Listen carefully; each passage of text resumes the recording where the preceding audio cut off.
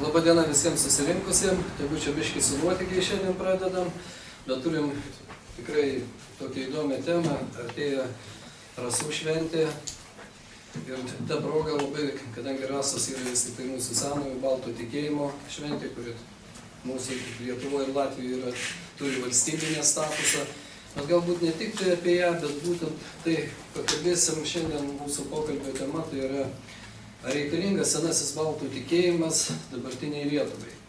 To žodžio pagonybė nesinorėtų naudoti, kadangi žmonės, kurie išpažįsta šitą senąjį baltų tikėjimą, visada sako, kad tas žodis yra kaimiečio, apskretėlių, yra tiesioginis vertinys, jisai ir pažeminantis tos žmonės. Ir daug labai dažnai gaunam tokių pastabų, kad verčiau šito žodžio nenaudoti. Tai šiandien mūsų svečiai yra Dainius Razauskas, mitologas, Marius Kundrotas, istorikas, politologas. Prie mūsų turėtų prisijungti, atsiprašė, Libertas Klimka, kuris yra etnologas. Šiandien darėm tokiam specialiai, nesinorėjau, kad čia dalyvautų žmonės, kurie arba išpažįsta tą senąjį baltų tikėjimą, tai Trinkūnas, Vaškūnas, visakai Tadas Šidiškis, iš tų lyderių, kad iš kitos pusės nesinorėjau sodinti, kad būtų kažkoks tai pokalbis tokis tarp dviejų lyg tai oponuojančių religinių jėgų. Todėl nutarėm pažiūrėti visai kitų kampų, kas yra senasis baltų tikėjimas, ką jisai reiškia, būtent iš žmonių, kurie yra šiek tiek kitos sferos. Tai dabar aš išvardinčiau pavardės, tuos žmonės, kurie tyrinėjo, tos šviesius žmonės Lietuvos, kurie tyrinėjo ir gana pozityviai visą laiką pristatydavo senąjį baltų tikėjimą. Tai ir Marija Gimbutienė, ir Norbertas Vėlius, Gintaras Beresnevičius, Algirdas Julius Greimas. Pastebėjau tokį, kada atsiranda kažkokia knyga apie senąjį baltų tikėjimą, jos praktiškai labai greit išgraibstamos, jos tampa labai greitai bibliografinėmis retenybėmis. Ir visai nesenai išėjusi Latvių Valdžio Seimso knyga Baltų simboliai ir ženklai, ar tai Romualdo Grigo pernai pasirodžiusios knygos, ir mes negalim gauti knygynuose, reiškia, galim daryti išvadas, kad žmonės tikrai domisi tais dalykais, jiems tie dalykai yra svarbus. Jau nekalbant apie tai, kad būtent šitus dalykus senoji nagrinėjo, tai ir Dionizas Poška, ir Teodoras Narbutas, Simonas Stanevičius, Simonas Daukantas, kurių kūriniuose ten mokslinėse studijose, jeigu galima pasakyti, labai daug rašoma šitom temom. Jau nekalbant tai, kad dar užsienio tokie žmonės kaip Lenkas Kraševskis arba toks kaip Vladimiras Toporovas, kurie yra būtent labai pozityviai pasisako apie senąjį baltų tikėjimą. Visa eilė autoritetų, kurie lietuvius kažkaip visada tapatina būtent su pačiais paskutiniais Europos pagonimis, pačiai paskutinė Europos tauta apsikrikštinusi. Tai šiandien galbūt pradėsim, kol neatėjo būtent mūsų kolega Libertas Klimka. Pirmas klausimas būtų Dainiui, kaip mitologui. Kam reikalingas senovės baltų tikėjimas dabartiniai Lietuvai? Na, tiesą sakant, o kam kokie nors kiti tikėjimai reikalingi? Šitas keistas klausimas, o kas gali nuspręsti, tarkim, kas kam nors reikalingi? Tarkim, kalbant apie palyginimą su ekonomika ir rinkos santykiai, kažko nori ir kad atsiranda jos paklausa, atsiranda pasiūla. Čia kitas klausimas galbūt, tarkim, geras ar blogas, vadinasi, yra kažkokie galbūt tokie visuotiniai žemėlapiai, kuriuo atžvilgiu mes galėtumėm įvertinti kryptį, va čia teisinga kryptis, tai klaidinga kryptis. Dar kitas dalykas, ką mes laikom senovės baltų tikėjimu. Ne visos religijos buvo kanonizuotos, ne visos buvo, tarkim, ir Biblija, galų gale Senas testamentas buvo tik keli šimtai, 500 kažkur vidutiniškai metų prieš mūsų erą suvestas į tokį baigtinį tekstų rinkinį, kur raidės gali suskaityti. Iš tikrųjų, tekstai plaukioja tokie, variantiški, jie nėra tokio visiškai apibrėžto dalyko, bet tos senos tradicijos labai panašios galbūt. Tarkim, slavų, baltų, germanų. Iš esmės yra daug tokių panašių dalykų iš vis per visą pasaulį, tokių tipologiškai galimų palyginti, tarkim, Šiaurės Amerikos indėnų, Sibiro šamanų. Labai daugybė panašumų yra, tarkim, senovės žydų religija, turėjo labai daug bendrybių su kitų kraštų religijomis. Tai vat vėl klausimas, ką mes norime skirti, sakydami, baltų tikėjimus. Ar pavyzdžiui, Romuva vadovaujama, tarkim, Jono kaip Trinkūno, ar tai jau yra, reiškia, senovės baltų tikėjimas, ar tai tik viena iš jo apraiškų. Čia vėlgi esminis klausimas, nes, pavyzdžiui, ką tu žmogus galvoja apie tokį, tarkim, senovės baltų tikėjimą, tokį terminą, ir ką tu galvoja apie Trinkūno vadovaujamą Romuvą. Gali nesutapti. Bet to aš tokią fiks idėją turėjau, kad, tarkim, galbūt netikėjimas, o religinė nuostata senovės baltų, paliudyta istoriškai, yra tam tikras, pavadinkim šiuolaikiniu žodžiu, pliuralizmas.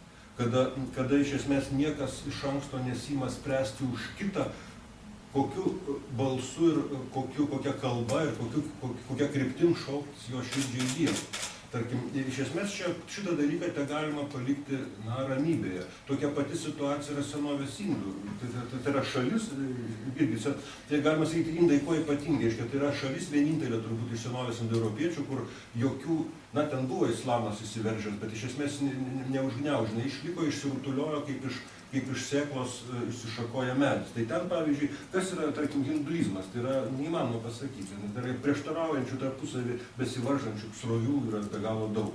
Tai lygiai ta pati situacija, tarkim, mes matome Lietuvoje prieš valstybinį krikštą. Ir krikščionis tuo metu Lietuvoje buvo. Ir manau, kad krikščionybė šitą prasme, šitos fiks idėjos prasme, jinai yra irgi prieš priimant valstybinį krikštą, jinai priklausė senai baltų tradicijai. Jau kurį laiką priklausė. Mariau, jeigu tau tą patį klausimą užduodu, kai mes jau tampame Europos Sąjungos, NATO nariai, gal daugiau Europos Sąjungos nariai, kada vyksta globalizacijos procesai? Pirmiausia, galbūt reikėtų atskirti kultūrą nuo religijos. Jei kalbėsime apie senovinę baltų kultūrą, apie istorinį paveldą, be jokios abejonės tai yra puoselėtini dalykai, puoselėtinos vertybės, tai yra tiek visuomenės, tiek valstybės uždaviniai. Jei kalbėsime apie religiją, tai yra asmeninis kiekvieno žmogaus santykis su Dievu arba dievais. Ir čia yra jau ne visuomenės ir tuo labiau ne valstybės reikalas. Valstybės uždavinys šitoje erdvėje gali būti tik toks, jog būtų apsaugota visuomenės dorovė ir viešoji tvarka nuo, pavadinkim, įvairių negatyvių religijos sampratų ar apraiškų. O visoms kitoms religijos apraiškoms tiesiog turėtų būti sudarytos lygios veikimo galimybės ir sąlygos. Šiandieną tokių lygių galimybių mes, bent jau žvelgdami iš šalies, nematome. Iš tikrųjų, truputį kurioziška, jog Lietuvoje dabar judėjų tikėjimas pripažįstamas tradiciniu, o baltų tikėjimas laikomas netradiciniu. Nors teisininkai rengia dabartinius šiuo metu veikiančius religinių bendrijų įstatymus, iš karto galėtų mane patikslinti, jog tradicinis arba netradicinis statusas yra suteikiamas ne patiems tikėjimams, o tik tai religinėms bendrijoms. Tačiau vėlgi tai truputėlį yra tokia diskriminuojanti, sakyčiau, samprata, kad kaip kolega jau šiek tiek užsiminė, ne visi tikėjimai yra vienodai institucionalizuoti. Ir pavyzdžiui, negalima taikyti senajam baltų tikėjimui, kaip mes jį besuprastume, tų pačių kriterijų, kurie yra taikomi krikščioniškosioms ar apskritai kanoninėms religijoms. Knygos religijoms, pavadinkime, ir apskritai institucinėms. Todėl aš manyčiau, jog dabartinė religinių bendrijų įstatymą tikrai reikėtų keisti ir iš viso panaikinti skirstimą į tradicinės ir netradicinės religinės bendrijas, pavadinti. Tiesiog, jeigu konstitucija užtikrina kiekvienam žmogui tikėjimo laisvę, jeigu tai nepažeidžia visuomenės dorovės ir viešosios tvarkos, tai visų šitų tikėjimų žmonės turėtų būti mums lygus. Ir čia iš tikrųjų ta dabartinė teisinė padėtis, jinai sąlygoja ir tam tikras socialinės, sakyčiau, ir psichologinės netgi problemas.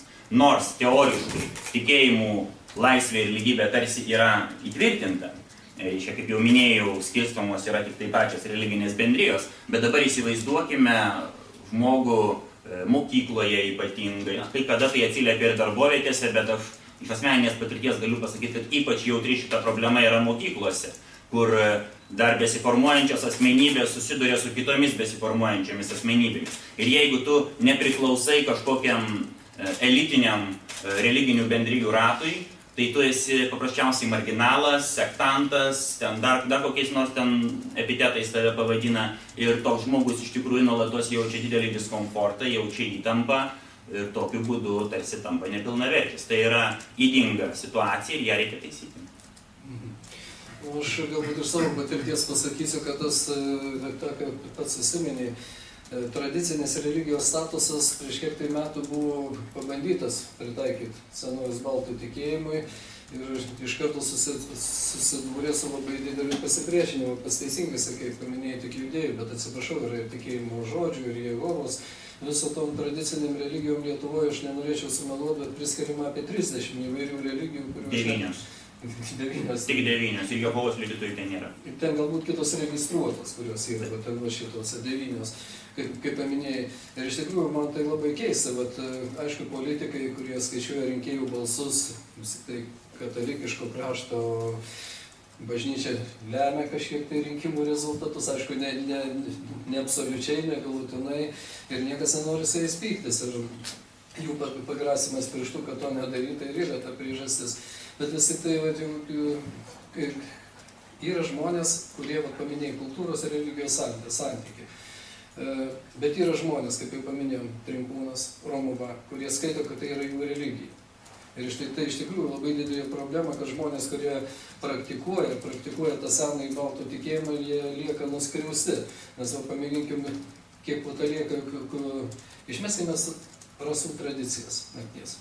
Kokia balta dėmė liks lietuvių kultūroje, jeigu mes ir visas tas būtent susijusius ir būtus, ir visas apeigas, kur yra dainos, kur yra šokiai, kur yra tik tai tos nakties papročiai, tik tai Lietuvoje, galbūt kažkiek Latvijoje, kiek mes ten giminingi. Jeigu išmesim čia iš karto ir kultūrą, galų galia ir krikščionišką bažnyčią, jeigu atmesim jos kultūrinę pusę, prarasim labai daug.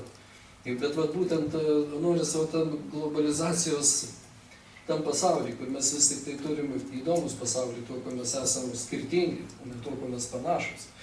Ir tuo, ko mumis domis, va čia, manyčiau, yra didžiausia problema, kad mes lyg tos armatininkais. Netgi mes priimam tas svetimus iš Europos ateinančias manas. Ir va aš manau, kad šitam kontekste reikėtų iškis pačią nuomonę, kada viską netgi pažiūrėkim. Aš matau tam tikrą paralelę netgi pereitais metais Lietuvos 1000-mečio vardo paminėjimas. Mes su kokiu vardu tą siejam? Su Brunonu. Bet yra, man daug artimesnis yra Zebidenas, kuris gina savo kraštą, savo tradiciją, savo žolynus, ir jisai apsigina šiuo atveju nuo okupantų, sakykime, tokį žodį, jeigu galime naudoti. Bet visa Lietuva kažkaip mini Brunono vardą, ir jeigu paklaus, kas yra Zebidenas, dar ne kiekvienas žinos, tam prasme. Ir aš įsivaizduoju, kad mano būtų toks matymai, kaip ar pritartų tam, kad saugot lietuvybę, saugot tas pirmapradžius dalykus, tas pirmasis tas tiesas, reikia tiek kultūrinė prasme, tiek religinė būtent išsaugoti. Čia jums jau klausimas. Man atrodo irgi, kad galų gale kultūros kaip tokios širdis yra religinė vis dėlto. Galbūt nebūtinai kanonizuotos religijos, nebūtinai, tarkim, suknygintos, bet vis dėlto kultūros branduolys yra religinė. Vis dėlto nuo to mes niekur nežaisim. Bet čia įdomus tas pavyzdys, aš kažkada galvoju, jeigu koks Vaidila, ar ten net nekryvis koks Vaidila, tarkim, iš Romuvos būtų senosios anų laikų pasiūstas Romos apylinkėse skelbti senojo buvusio tikro, istorinio lietuvių tikėjimo. Ar jį būtų užmušę ar neužmušę krikščionį? Iš esmės jie padarė labai daug panašių žingsnių, jie akademiją uždarė, visus išvaikė filosofus, yra moterį filosofė, pamiršau dabar vardą, užmušė tiesiog, žudytę nužudė. Ta prasme, kad čia ne naujiena ir toks elgesio modelis yra kaip veidrodis. Iš esmės šitas religinis žudymas man, tarkim, labiau asocijuojasi su krikščioniška tradicija.